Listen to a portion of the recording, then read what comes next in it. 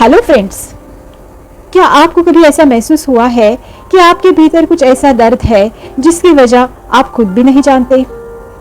कभी बिना किसी वजह के डर, बेचैनी, अलगपन या बार बार वही जीवन समस्याएं दोहराना।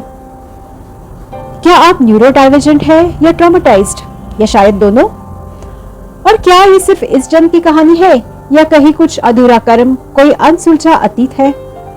आज की इस गहराई भरी बातचीत में हम जानेंगे ट्रॉमा एंड न्यूरो डाइवर्जेंस के पीछे छुपा साइंस, पिछले जन्म और कर्म का असर, और कैसे ये दो दुनियाएं, विज्ञान और अध्यात्म, मिलकर हमें समझा सकती है हमारी सच्चाई।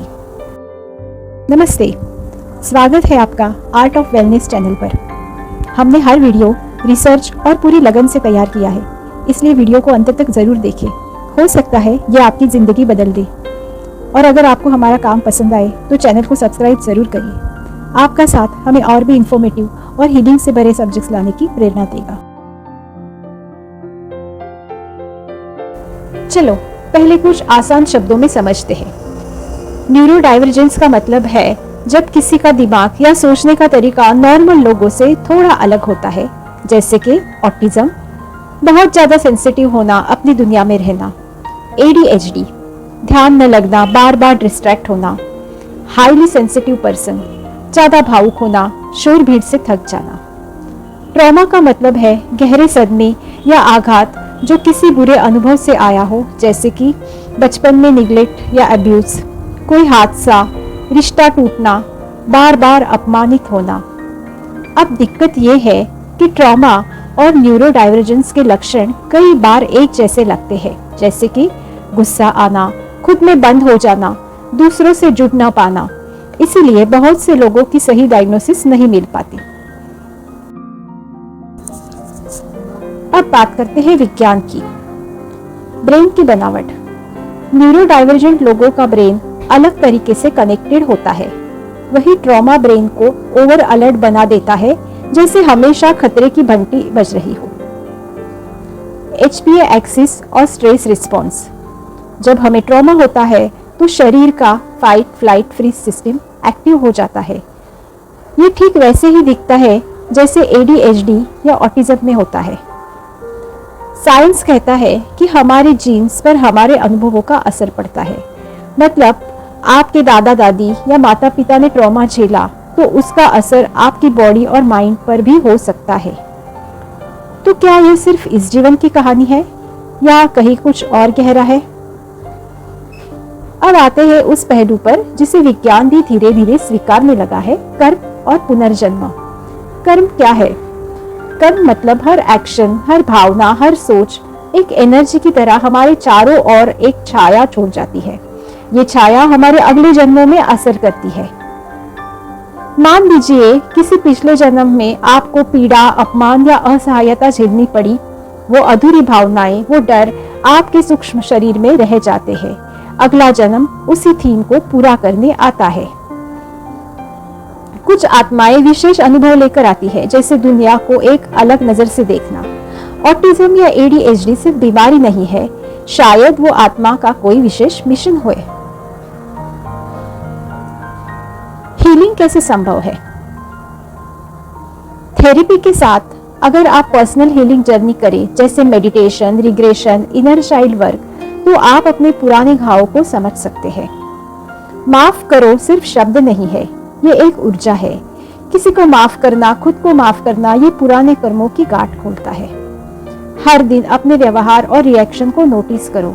क्या ये मेरा रिएक्शन है या किसी पुराने अनुभव की परछाई?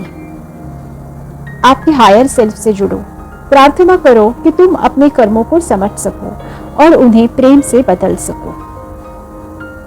दोस्तों, अब हम आपको एक ऐसी टेबल के जरिए दिखाना चाहते हैं जहां विज्ञान और आध्यात्मिकता एक दूसरे से मिलते हैं। एक और साइंस जो शरीर और मस्तिष्क की बात करता है, और दूसरे है स्पिरिचुअलिटी जो आत्मा और कर्म की यात्रा को समझाती है। चलो दोनों पहलुओं को एक एक करके जोड़ते हैं। ट्रॉमा का असर ब्रेन पर कैसे होता है? साइंस कहता है जब कोई इंसान गहरे ट्रॉमा से गुजरता है तो उसका दिमाग लगातार फाइट या फ्लाइट मोड में रहने लगता है। ब्रेन के एमिगडाला हिस्से में एक्टिविटी बढ़ जाती है, जिससे इंसान छोटी छोटी बातों पर डर, गुस्सा या चिंता महसूस करता है। स्पिरिचुअलिटी कहती है ये डर या बेचैनी सिर्फ इस जन्म की नहीं है, शायद किसी पिछले जन्म में आत्मा को ऐसा गहरा घाव मिला जो अभी भी उसकी ऊर्जा में बसा है, जिसे हम अधूरी स्मृति कहते हैं। एपिजेनेटिक्स और आनुवंशिक असर। साइंस कहता है अगर आपके पूर्वजों को ट्रॉमा हुआ है तो वो स्ट्रेस आपके डीएनए के जरिए आपको प्रभावित कर सकता है। इसे कहते हैं एपिजेनेटिक ट्रांसफर। स्पिरिचुअलिटी कहती है हम सिर्फ शारीरिक रूप से नहीं, कार्मिक रूप से भी अपने परिवार से जुड़े होते हैं। पिछले जन्म के सामूहिक कर्म जैसे कि कुल दोष, पारिवारिक पीड़ा हम तक पहुंचते हैं ताकि हम उन्हें ठीक करें और उस चक्र से मुक्ति पाए। न्यूरोडाइवर्जेंस एक डिसऑर्डर नहीं, एक विशेषता है। साइंस कहता है ऑटिज्म, एडीएचडी जैसे कंडीशंस में इंसान दुनिया को एक अलग नजर से देखता है।